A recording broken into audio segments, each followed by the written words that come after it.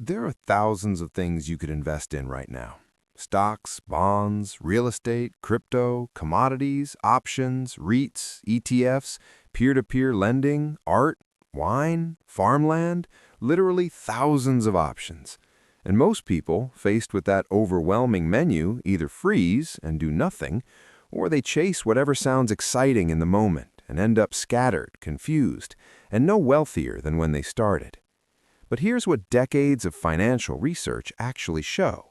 The vast majority of long-term wealth is built not through exotic strategies or perfectly timed trades, but through a small number of simple, proven investments held consistently over time. 5, to be specific. You don't need a complex portfolio. You don't need a financial advisor charging you 1% a year. You don't need to spend your weekends analyzing earnings reports. You need 5 things, the right 5 things. And today, I'm going to walk you through all of them. My name's Alex, and I spend a lot of time studying how wealth actually gets built. Not in theory, not in textbooks, but in real accounts, over real decades, by real people. And the pattern that shows up again and again is almost annoyingly simple. The people building the most wealth aren't the most sophisticated investors. They're the most consistent ones. Let's talk about what they own. Here's the trap most investors fall into, especially when they're starting out.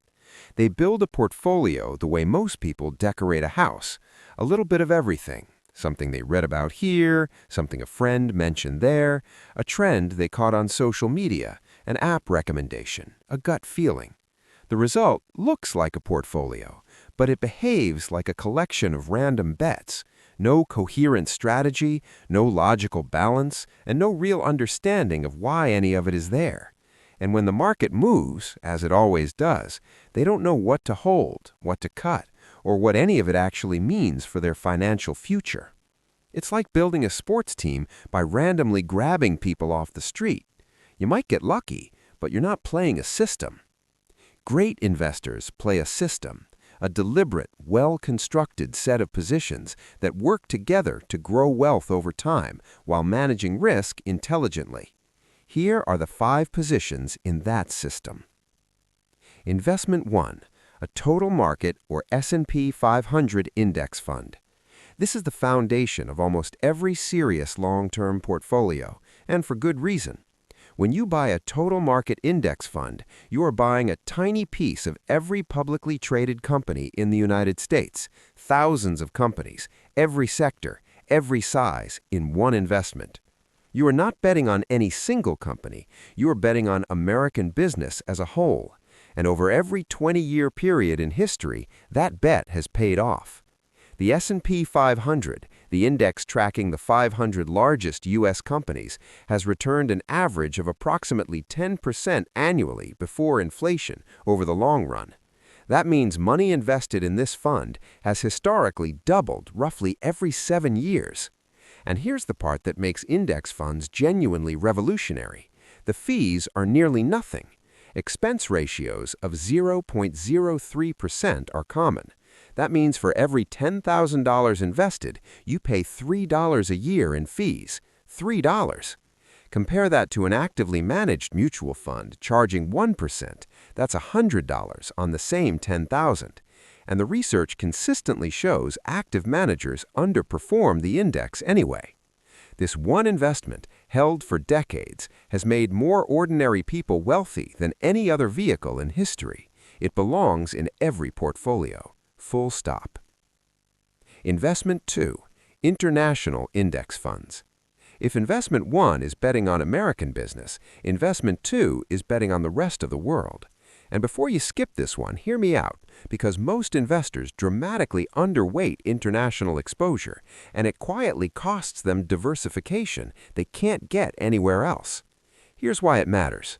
The U.S. represents roughly 60% of total global stock market capitalization. That means 40% of the world's publicly traded wealth exists outside America. Companies in Europe, Asia, emerging markets, growing, profitable businesses that are completely invisible if you only hold U.S. stocks. When U.S. markets underperform, and there are extended periods where they do, International markets often compensate. Diversification across geographies is one of the few genuine risk reduction tools available to investors, and it costs nothing extra to implement through a low-cost international index fund. A reasonable target for most long-term investors is somewhere between 20 and 40% international exposure, enough to matter without overcomplicating things. The world is bigger than one country's stock market. Your portfolio should reflect that. Investment 3. Real estate, specifically a REIT index fund. Real estate is the oldest wealth-building tool in human history. The problem is that most people assume building wealth through real estate means buying rental properties, dealing with tenants, maintenance, mortgages, and the operational headaches that come with being a landlord. But there's a better way for most investors. REITs, or real estate investment trusts, are companies that own and operate income-producing real estate. Office buildings, apartment complexes, shopping centers, data centers, warehouses, and by law, they're required to distribute at least 90% of their taxable income to shareholders as dividends. A REIT index fund gives you exposure to dozens or hundreds of these companies in a single purchase. No property management, no tenant calls at midnight, just consistent dividend income and long-term appreciation. Historically, REITs have returned around 10 to 12% annually, similar to equities, but with a different risk and return profile that adds genuine diversification to a stock-heavy portfolio. Real estate belongs in your portfolio. REITs make it accessible to everyone. Let me pause here because I want to address something. Some of you are watching this and thinking, Alex, these first 3 investments are boring. Index funds, REITs, where's the excitement? And I get it. There's an entire ecosystem of financial media designed to make you feel like boring investing is leaving money on the table, that the real gains are in the hot sectors, the trending tickers, the things that everyone's talking about. But here's what the data actually shows. Studies consistently find that investor behavior is the single biggest drag on investment returns, not market performance, not fees, behavior. The buying and selling driven by excitement and fear that causes people to systematically buy high and sell low. Boring investments survive that instinct. When there's nothing exciting happening, there's nothing to react to. And not reacting, staying in the market through every cycle, is the single most valuable financial skill most people will ever develop. The best portfolio isn't the most exciting one. It's the one you'll actually hold through a 30% market drop without panicking. Boring builds wealth. Excitement destroys it. Investment 4. Bonds, or a bond index fund. Now I know bonds have a reputation problem.